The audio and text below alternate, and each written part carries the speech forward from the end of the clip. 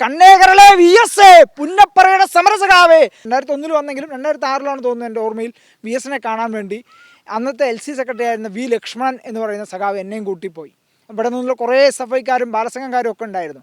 അന്ന് മനസ്സിൽ വന്നിട്ടുള്ളൊരു മുദ്രാവാക്യമാണ്, അല്ലെങ്കിൽ ആറ്റിക്കുറിച്ച് ഉണ്ടാക്കിയതാണ് കണ്ണേകരളെ VS പുന്നപ്പറയുടെ സമരസഖാവേ എന്ന് പറയുന്ന മുദ്രാവാക്യം.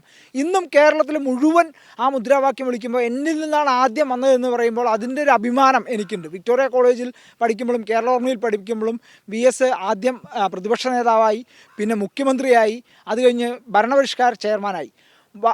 ഏറ്റവും കൂടുതൽ ഭൂരിപക്ഷം ഉണ്ടാക്കി കൊടുത്ത് ഈ മുണ്ടൂരിൻ്റെ മണ്ണിലാണ്.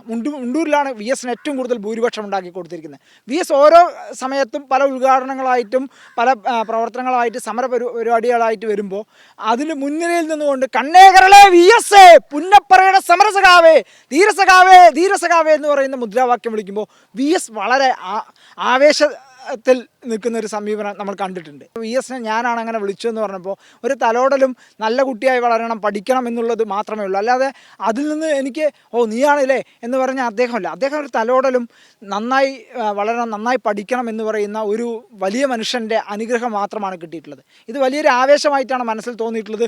VS ഇന്ന് 102ാമത്തെ വയസ്സിൽ മരിക്കുമ്പോഴും VS എന്ന് പറയുന്ന സഖാവ് ഒരിക്കലും മരിക്കുന്നില്ല, ജീവിക്കുന്നു ഞങ്ങളിലൂടെ. വരുന്ന കാലഘട്ടത്തിൽ VS എന്തായാലും ഒരു ഓർമ്മയായി, പഠന വിഷയമായി ഞങ്ങളുടെയൊക്കെ മനസ്സിലുണ്ടാവും. കാരണം അത്രമാത്രം ജനങ്ങൾ ആഗ്രഹിക്കുന്ന ഒരു വ്യക്തിയാണ് VS.